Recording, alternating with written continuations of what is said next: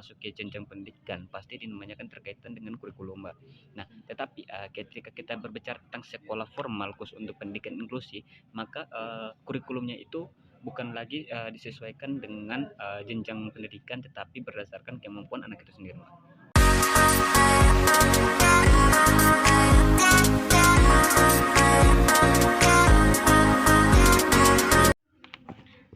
Halo guys, kembali lagi dengan channel YouTube saya. Hari ini kembali dengan podcastnya saya Lydia.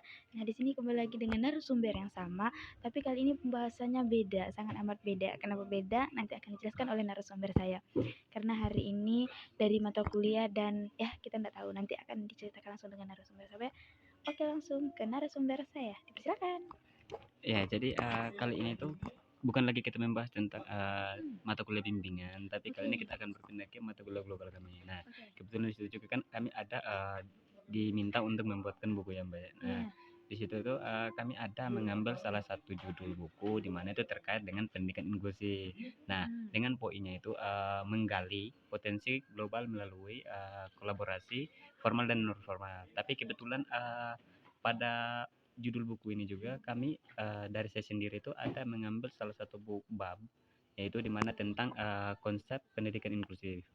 Nah, dari pendidikan inklusif itu sendiri ada pengertiannya juga, Mbak. Nah, dimana pendidikan inklusif itu sendiri adalah pendidikan inklusi yang memberikan kesempatan belajar yang setara bagi semua anak, Mbak. Nah, kemudian termasuk juga anak-anak berkebutuhan khusus gitu loh, Mbak. Nah, gitu. Oke, mungkin kita ada sanggahan sedikit ya. Ini sangat bagus ya teman-teman. Apalagi ini poin-poinnya itu penting sekali untuk anak-anak yang berkebutuhan khusus. Karena pendidikan inklusif ini kan dia tuh lebih ke anak-anak yang berkebutuhan khusus kayak gitu. Nah sekarang ini di pendidikan inklusif yang udah dijelaskan oleh Mas Lukas tadi, katanya bilang ini adalah kesetaraan genre. Terus udah kayak gitu kesetaraan genre orang, terus udah kayak gitu kesetaraan dalam pendidikan juga. Karena banyak sekali kita lihat ya Mas Lukas, kadang ada beberapa SD ini yang tidak bisa atau tidak mau menerima anak-anak berkebutuhan khusus karena mungkin dia merasa nanti takut anak ini mengganggu. Justru kadang enggak nih, kadang ya Mas Lukas ya. Nah nanti Mas Lukas akan menjawab mungkin gimana sih caranya kayak gitu ya, bisa dijelaskan oleh Mas Lukas. Ya.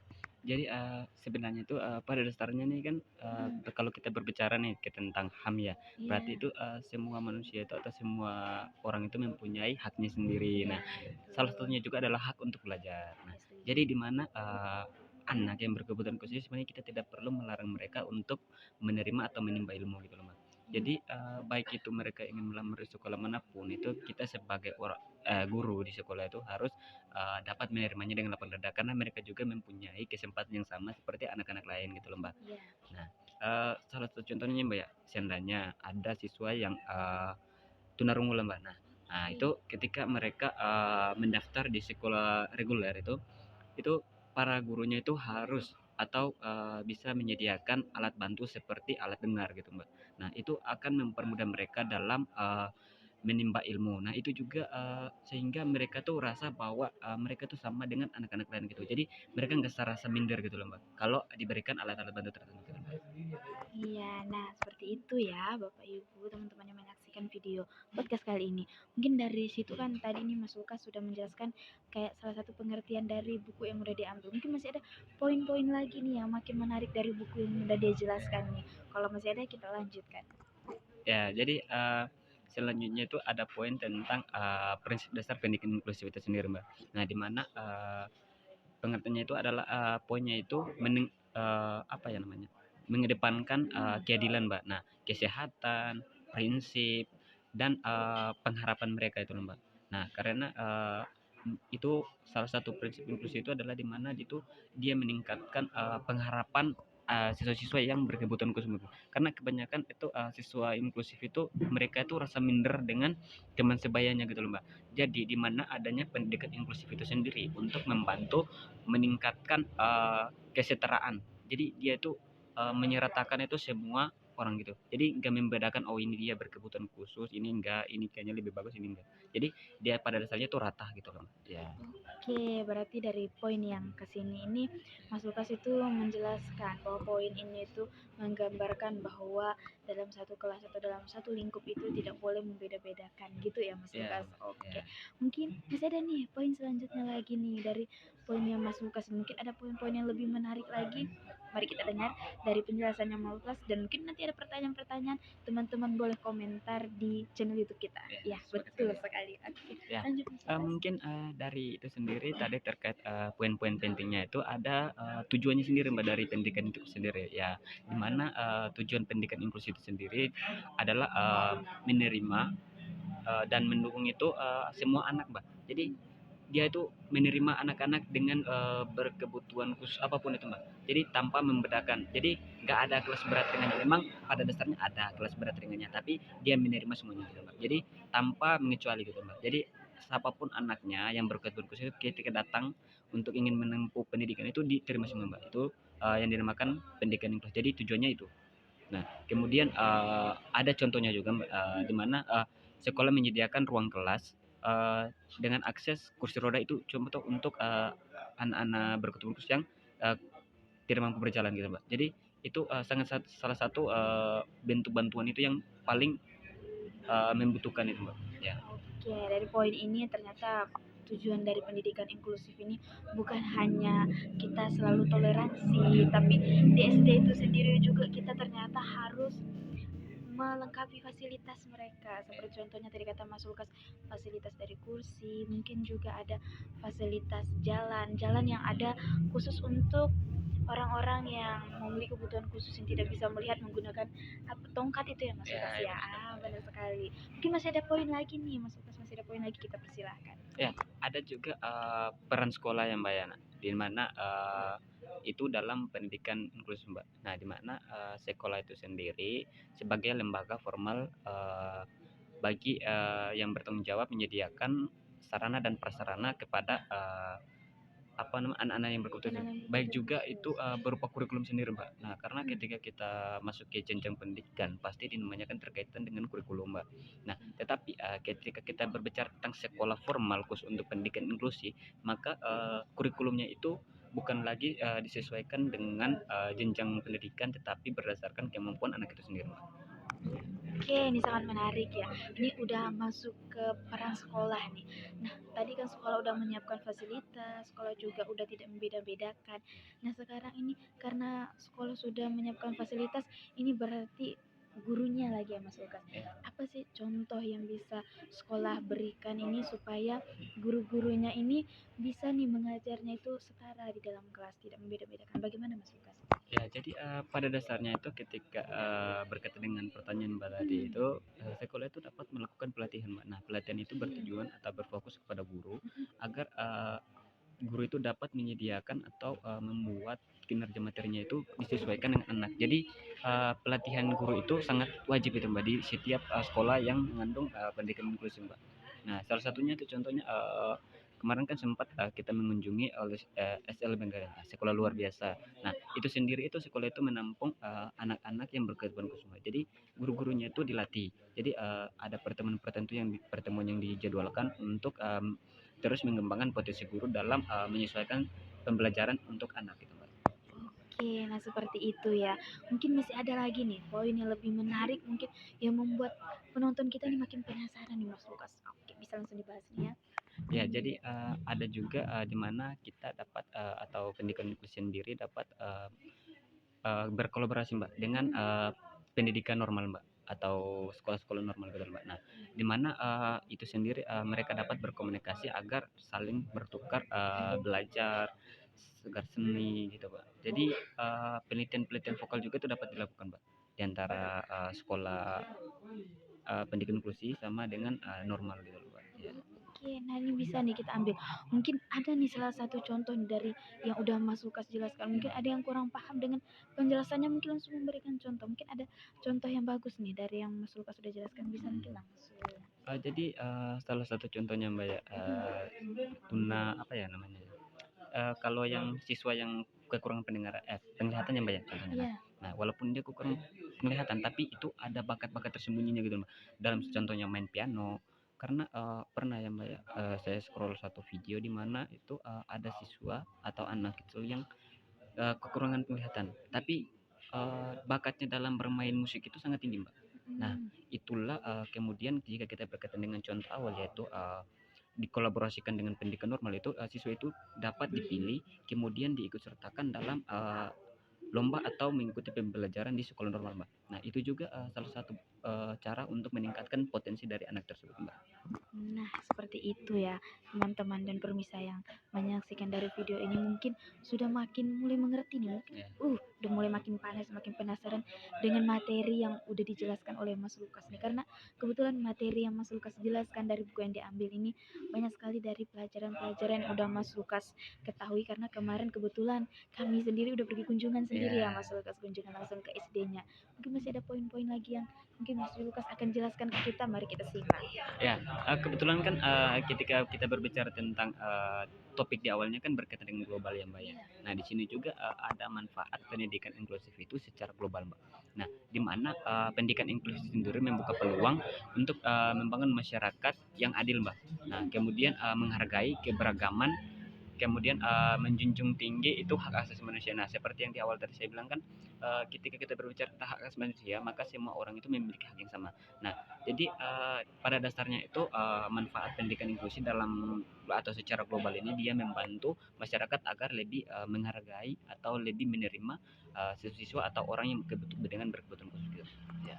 Nah, seperti itu ya teman-teman. Mungkin masih ada lagi poin-poin yang lebih makin menarik dari Mas Lukas nih. Kita makin dengarkan nanti teman-teman mungkin ada penasaran atau mau mengambil kesimpulan, teman-teman bisa komentar terus di channel YouTube kita ya. Harus pantau terus karena nanti makin makin akhir-akhir nih makin banyak sekali video-video atau pelajaran-pelajaran dan pembahasan-pembahasan yang akan selalu saya sebagai podcastnya akan ungkit-ungkit terus supaya Mas Lukas akan menjelaskan kepada kita. Oke, mungkin masih ada materinya kita perjelaskan kepada Mas Lukas. Ya, tentunya dari beberapa poin yang saya jelaskan tadi juga itu paling banyak itu kita lihat sekarang itu masih ada beberapa tantangan ya, Mbak ya. Di mana tantangan itu sendiri masih ada seperti stigma itu sendiri, di mana itu mereka membuat kelompok-kelompok tertentu yang menantang eh, dari berbagai hal dari dunia gitu, seperti anak-anak yang berkebutuhan khusus gitu, Mbak.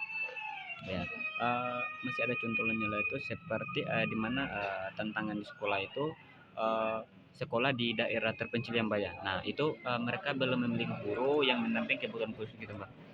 Karena pada dasarnya itu salah satunya contohnya itu sekolah-sekolah di bagian daerah saya itu, Mbak. Nah, masih belum ada guru yang berfokus pada siswa-siswa yang berkebutuhan khusus. Itulah salah satu tantangan terbesar dalam pendidikan inklusif itu sendiri, Mbak. Oke, ternyata ini walaupun dari sekolahnya udah ada tidak ada perbedaan-perbedaan, terus udah ada pelatihan. Ternyata dengan pelatihan-pelatihan itu sendiri juga masih banyak sekali tantangan-tantangan itu ya Iya. Mas Lukas. Mungkin dari tantangan-tantangan ini sendiri mungkin masih banyak sekali permisa-permisa itu mungkin atau ada guru-guru juga yang nih yang nonton juga dengan channel YouTube kita mungkin bisa juga kasih masukan ke kita apa sih tantangan terberat mereka karena mereka sudah mengajar ya Mas Lukas ya, Ya. tantangan terberat mereka sebagai guru yang mengajar langsung anak-anak yang berkebutuhan khusus seperti kayak gitu. Ya. Mungkin ini masih ada lagi nih poin-poin yang lebih menarik, kita langsung Mas Lukas. Ya, tentu saja ada. Kalau kita berbicara tentang tantangan pasti adanya solusi, Mbak. Nah, solusi itu sendiri di mana pendidikan inklusi sendiri kan tadi sempat bersinggung tentang beberapa guru, mungkin ada ya guru-guru yang belum mampu menyesuaikan materi dengan siswanya ya. Nah, karena ketika kita berbicara tentang pendidikan inklusi itu pastinya setiap anak itu mempunyai kekurangan dan kelebihannya masing-masing. Nah, berhubung berdasarkan pengamatan saya yang saya lakukan di SLB kemarin itu ketika seorang guru ingin mengambil atau menyesuaikan materinya itu dia melakukan asesmen awal.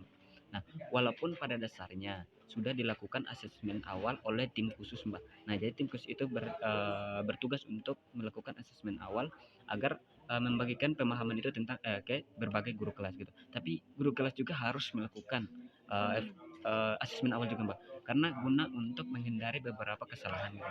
Jadi tantangan terbesar itu menurut saya itu adalah karena pada dasarnya itu materi yang disusun itu bukan lagi seperti sekolah pada umumnya di mana itu merangkum satu kelas di mana tujuannya itu sama, tetapi ketika kita berbicara tentang pendidikan inklusi itu maka materi yang disesuaikan itu berdasarkan setiap kebutuhan anak. Jadi asesmen awal yang dilakukan itu per anak gitu, Mbak. Jadi anak ini punya kebutuhan seperti ini berarti tujuan pembelajaran saya kali ini anak ini punyanya khusus sendiri ini. Terus yang anak yang ini juga ini karena kadang itu anak misalnya nih kelas 2 ya. Ada anak yang mempunyai kemampuan yang sudah mencapai kelas 3 tapi ada juga anak yang kelas 3 tapi mempunyai kemampuan masih di tingkat kelas 2. Nah, gitu Mbak. Jadi tantangan terbesarnya itu. Jadi salah satu solusinya itu yaitu tadi awalnya. Dari mana bagaimana kita seorang guru menyesuaikan itu dengan cara melakukan asesmen awal. Nah, seperti itu ya, udah ada tantangan, terus udah ada solusinya juga dari Mas Lukas. Mungkin dari teman-teman atau dari ibu guru sendiri mungkin yang menonton channel YouTube kita ada solusi tambahan, nanti bisa langsung di komen Ya. di kolom komentar ya Mas Lukas. Mungkin Mas Lukas masih ada lagi poin-poin atau contoh konkret mungkin dari poin dari Mas Lukas ini mungkin dia langsung akan jelaskan ke kita. Oke, kembalikan dari Mas Lukas. Ya. Mungkin contoh konkretnya ya Mbak ya, kemarin sempat saya kunjungi itu ada satu kelas itu kurang lebih ada 8 anak kalau 6 anak Mbak kalau nggak salah. Nah, itu kebetulan di kelas tunarungu ya Mbak. Nah, di situ tuh mereka kan tunarungu otomatis mereka kan tidak bisa mendengar ya Mbak ya. Nah, di situ seorang guru itu ada ibu yang mengajar di situ itu dia cara memberikan materi untuk siswa-siswa tunarungu itu di mana dia memberikan kata-kata tapi katanya itu menggunakan tangan Mbak. Jadi ya saya sendiri kurang tahu ya kata-katanya karena pelajar saya memang tidak berfokus di situ Mbak. Tapi di mana itu dia berusaha untuk membuat kata-kata itu untuk dapat membantu siswa itu agar dapat berkomunikasi dengan baik Mbak. Nah, tapi dalam jenjang itu juga ada beberapa tingkatan dalam kata-kata sendiri, kata gerakan tangan tuh Mbak. Nah, ada yang khusus untuk teman sendiri, ada yang untuk di lingkungan luas gitu Mbak. Jadi tingkatan itu yang saya bilang maksudkan itu. Jadi setiap anak itu mempunyai ada yang sudah paham tentang tingkatan di antara teman sebaya. Ada juga teman yang sudah memahami sampai ke tingkat antar apa istilahnya di lingkungan masyarakat gitu Mbak. Jadi itu harus disusun kembali Mbak. Jadi anak ini belum sampai di tingkat ini berarti saya harus membuat tingkatan ini untuk dipelajari lagi. Tapi kalau anak ini sudah berarti saya bikin jenjang yang lebih tinggi gitu. Nah, itu contoh konkretnya Mbak. Oke, mungkin tadi kita ambil kesimpulan sedikit ya dari penjelasan Mas Lukas karena dia bilang tadi ada gerakan-gerakan tangan. Nah, gerakan tangan itu mungkin yang masuk Mas Lukas adalah sandi atau kayak bisa dibilang kayak kalau kita ini kan ngomong langsung aku ngomong kayak kami dua Mas Lukas ini pas lagi ngomong langsung mendengarkan karena mereka iya karena mereka tidak bisa mendengarkan jadi kita menggunakan bahasa isyarat dan vokal pembicaraan kita ini harus lebih pelan supaya mereka mengerti apa yang kita bicarakan kayak gitu ya Mas Lukas. Oke, mungkin masih ada lagi nih poin-poinnya kita dengarkan langsung dari Mas Lukas. Ya mungkin masih ada Mbak ya, salah satunya itu adalah pendidikan inklusif sebagai hak asasi manusia Mbak. Nah, di mana pendidikan inklusif itu sendiri sekedar dipilih, tapi hak dasarnya itu adalah hak anak sebagai murid itu Mbak. Nah, di mana diatur dalam konferensi PBB itu Mbak. Di mana kan berkaitan dengan kalau kita berbicara tentang hak asasi manusia, maka itu ada juga hak anak Mbak.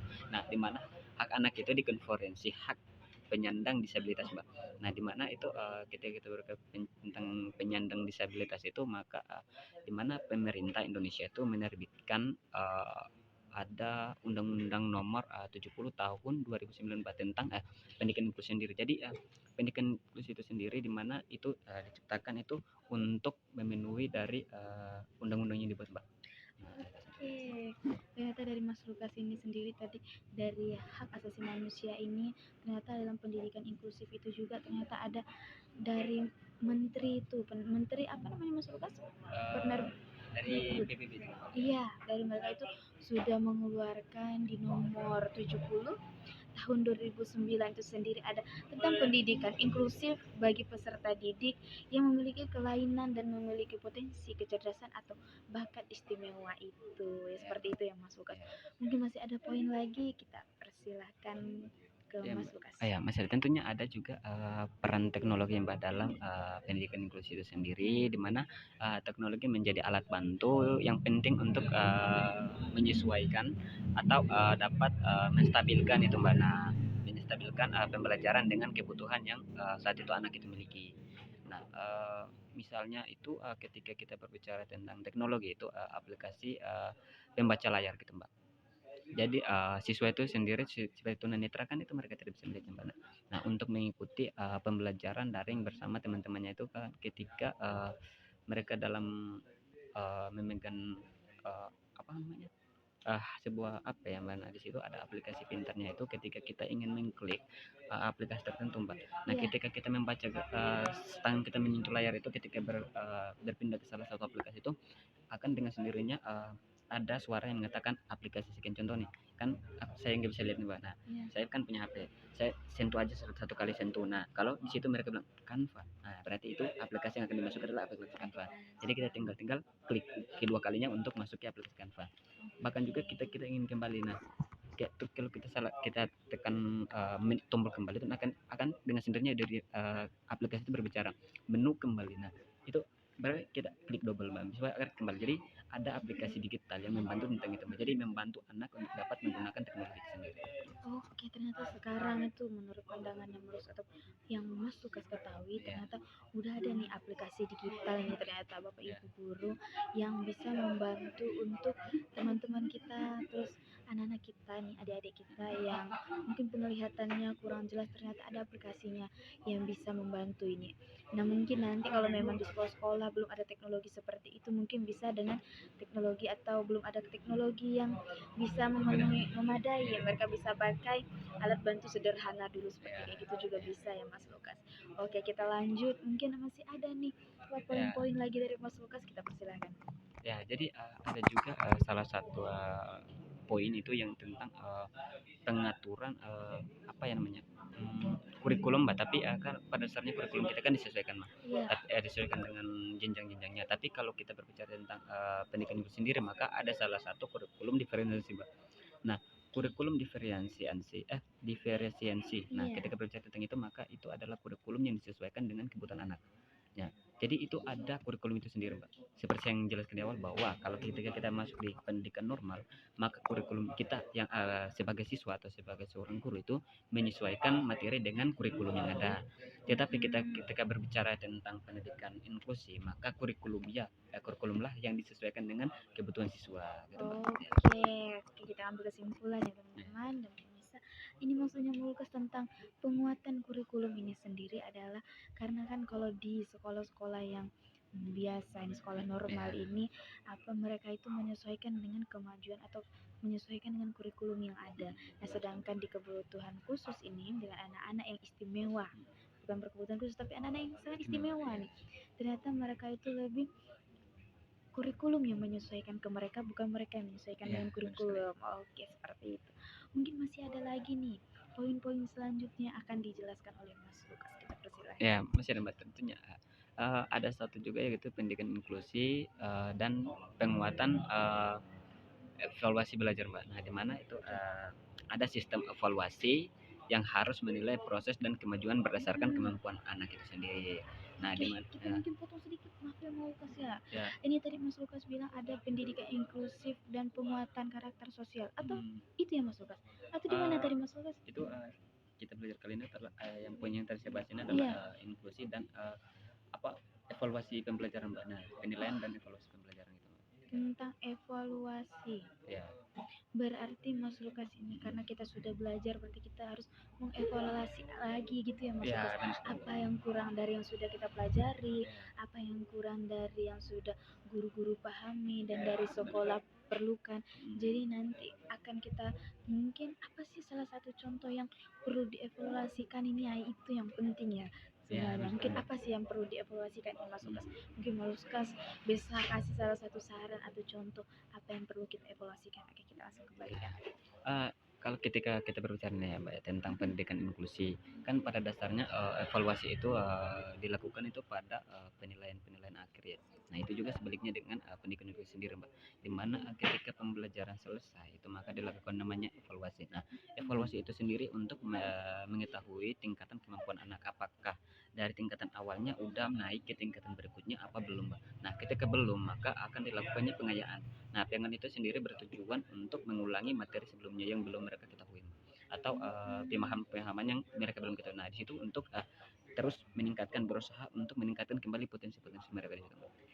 kita potong lagi ya kan. Iya. Mungkin Mas Lukas nih masih ada poin-poin yang lebih menarik lagi nih dari poin yang udah dia jelaskan. Mari kita simak. Ya, jadi ada poin juga yang berbicara tentang pendidikan inklusi itu sendiri sebagai sarana mempersiapkan generasi global, Mbak. Nah, di mana lingkungan inklusif itu sendiri menciptakan generasi yang mampu hidup berdampingan dalam keberagaman, kemudian itu teristimewanya keberagaman global, Mbak. Nah, di mana itu sangat membantu mereka dalam menjalani hidup mereka gitu, Mbak. Oke, ini nih tentang generasi global nih ya Mas Lukas. Apalagi ada nggak sih salah satu contoh yang konkret kayak misalnya kolaborasi apa yang bisa dilakukan oleh siswa-siswa yang berkebutuhan khusus di dalam kayak generasi global ini seperti apa sih Mas Lukas? Mungkin dari pemirsa-pemirsa kita juga nih penasaran nih yang kayak gini ya. Mungkin oke, mari kita simak. Ya, mungkin untuk contohnya itu kita dapat mengambil salah satu contoh di mana siswa inklusi sendiri salah satunya dia dapat mengikuti salah satu atau mengikuti kolaborasi yang dimana dibangun itu kolaborasi antar budaya yang dimana itu menyangkut atau merangkup itu berbagai sekolah dari berbagai latar belakang tertentu, Mbak. Nah, baik itu dari siswa yang normal, siswa yang dia mempunyai latar belakang berbeda-beda gitu loh, Mbak. Jadi itu mereka dapat melakukan kolaborasi antar budaya. Jadi siswa-siswa ini mewakili setiap budayanya, tapi nggak semuanya siswanya secara utuhnya atau normal, tapi juga ada beberapa anak-anak yang mempunyai kebutuhan khusus atau bisa dibilang anak-anak istimewa lah ya. Oke, seperti itu ya teman-teman contoh yang bisa dilakukan kayak gitu. Mungkin nih masih ada poin-poin lagi yang lebih menarik dari Mas Lukas nih. Kita persilahkan. Ya, ada juga salah satu poin nih, Mbak. Mungkin poin yang terakhir ya, Mbak ya. Oke, poin Itu terakhir ya, nih ya. itu terkait dengan sinergi guru, terus ada orang tua juga dan masyarakat dalam membangun sekolah inklusi itu sendiri, Mbak. Di mana mereka itu saling bantu, saling mendukung dalam membangun sekolah inklusi agar menjadi sekolah yang luar biasa seperti yang kita ketahui bahwa ada namanya sekolah SLB, di mana sekolah itu sendiri adalah sekolah luar biasa. Oke, seperti mungkin kolaborasi gitu Ya, ya benar Mas sekali, ya. Mbak, ya. Kolaborasi dari orang tua, terus dari masyarakat, dan dari pihak guru itu sendiri Iya, kayak gitu. Karena benar. sangat dibutuhkan ya. Kenapa dari orang tua, dari guru dan masyarakat itu sendiri sangat diperlukan. Mungkin Mas Lukas bisa jelaskan ke kita ya kenapa sangat dibutuhkan. Dan mungkin ada salah satu contoh yang kayak bisa melibatkan orang tua siswa dalam kegiatan seperti itu. Mungkin Mas Lukas bisa jelaskan sama kita. Kita persilakan. Ya, jadi salah satu contohnya itu sekolah dapat melibatkan orang tua siswa, di mana siswanya itu adalah yang dimaksud adalah orang tua dari siswa yang berkebutuhan khusus sendiri, Mbak. Di mana itu mereka melibatkannya di dalam forum diskusi rutin dan pelatihan perintingan dan dari inklusi sendiri, Mbak. Jadi di mana mereka berkolaborasi untuk dapat meningkatkan dari sisi berkebutuhan. Jadi kemampuan-kemampuan mereka itu harus dikembangkan bukan saja dari pihak sekolah, tetapi dari juga pihak keluarga. Karena seperti yang kita tahu bahwa ada juga beberapa orang tua yang tidak menginginkan anak-anak seperti itu, Mbak. Tapi kadang biasanya kan kita lihat kan kebanyakan anak-anak yang berkebutuhan khusus itu dicampakkan gitu loh, Mbak. Kan hampir kebanyakan itu kita lihat di pantai-pantai asuhan terdekat itu ada, itu hampir kebanyakan itu dari anak-anak yang berkebutuhan khusus, Mbak. Ya. Ya, mungkin maksudnya dari Mas Lukas nih dengan adanya kolaborasi antara orang tua terus dengan guru dan masyarakat nih supaya mereka tahu bahwa ternyata anak berkebutuhan khusus itu nggak seburuk itu loh, Ya, supaya benar. orang tua juga tidak pada down kayak gitu ya Mas Benar Lukas, sekali. bahwa mereka juga bisa tahu ternyata walaupun mereka berkebutuhan khusus tapi mereka itu punya potensi lebih, Ya, mereka punya hal-hal yang lebih istimewa mungkin dari orang lain yang dari anak-anak apa normal pada umumnya mungkin yang tidak mereka ketahui tapi anak-anak berkebutuhan khusus ini ternyata bisa kayak gitu ya ya, Mas benar Lukas sekali, Mbak. ya. Mungkin nih dari yang sudah dijelaskan dan dipaparkan oleh Mas Lukas dari tadi yang udah kita semak gitu ya, mungkin dari Bapak Ibu guru atau dari teman-teman yang sudah menonton channel YouTube kami bisa mempertanyakan atau mungkin ada ingin menyampaikan saran dan sanggahan Ya, itu bisa sekali disampaikan bisa. terus ya, selalu kita ingatkan dalam Ya, kolom benar sekali, komentar ya Mbak. Mas Lukas ya. Dan mungkin dari tadi kan karena Mas Lukas sudah banyak ber ngomong atau berbicara tentang hasil dari buku yang sudah disampaikan, mungkin masih ada lagi atau udah selesai atau ada kesimpulan nih yang perlu Mas Lukas sampaikan. Oke, kita dengar langsung. Ya, tentu saja dari penjelasan tadi ada beberapa kesimpulan, Mbak, yang menurut saya Oke. ya. paling kesimpulan ini itu mungkin sangat bertujuan itu pada beberapa aspek ya Mbak ya. Iya. Terutama pada tantangan dan bagaimana cara sih Mbak kita untuk mengatasi tantangan itu sendiri Mbak. Nah, kebetulan berdasarkan pembahasan kita tadi itu di mana pendidikan inklusif kan sangat penting ya Mbak. Tapi ada beberapa tantangan Mbak yang paling mentok itu Mbak. Di mana tidak tingkat pemahaman orang tua itu atau rasis ya istilahnya bisa dikatakan rasis tapi rasis itu dalam artian itu mereka menjauhi anak-anak atau orang yang dengan berkebutuhan khusus atau yang mereka berasa itu berbeda dari mereka. Itu lebih tepatnya kita sebut itu stigma ya Mbak ya. Nah, karena ketika kita berbicara tentang stigma itu maka berbicara tentang sekelompok orang yang tidak menghargai atau menilai orang itu berdasarkan tinggi rendahnya Pak. Jadi mereka itu tidak bergaul dengan orang yang mempunyai kemampuan itu di bawah mereka gitu. Nah, jadi bagaimana sih cara kita untuk mengatasi hal-hal itu atau mengatasi tantangan-tantangan itu Mbak? Nah, di mana kita dapat melakukan kampanye stigma Mbak. Nah, kampanye stigma yang dimaksud adalah bagaimana kita sebagai seorang guru atau seorang tua itu kita memberikan pemahaman untuk orang-orang tertentu yang seperti yang saya digolongkan menjadi orang stigma atau kelompok stigma. Nah, itu kita memberikan pemahaman kepada mereka untuk mengetahui apa sih sebenarnya kemampuan atau kelebihan yang dimiliki orang yang mempunyai apa namanya inklusi orang-orang inklusi sendiri. Betul khusus tadi Ya, itu ya Mas ya. jadi mereka itu tidak semata-mata memandang dari fisik dari ini, tapi memandang dari kelebihan mereka. Jadi tidak selalu kita memandang orang itu dari kekurangannya, tetapi kita juga harus memandang dari kelebihan apa yang mereka miliki itu. Oke, itu adalah kesimpulan dari yang tadi sudah Mas Lukas paparkan terkait buku yang sudah dia ulas kembali gitu ya, buku yang sudah dia buat dan dia cetak. Mungkin dari teman-teman ini adalah sedikit paparan dari bukunya. Mungkin dari teman-teman penasaran dengan hasil bukunya, bisa juga langsung chat di ini atau kalau mungkin chat terlalu ribet langsung kolom komentar kolom aja komentar kalau aja. memang penasaran dengan bukunya bisa di situ. Jadi bisa langsung baca bukunya gitu ya Mas Lukas. Karena ini bukunya ini cuma setengah aja dari bagian bukunya ini ya. Oke. Oke, sekian mungkin dari kegiatan kami hari ini dari podcast saya. Terima kasih teman-teman karena sudah menyaksikan dari video awal hingga selesai. Kembali lagi bersama channel YouTube saya dan podcast saya di video berikutnya. Bye bye.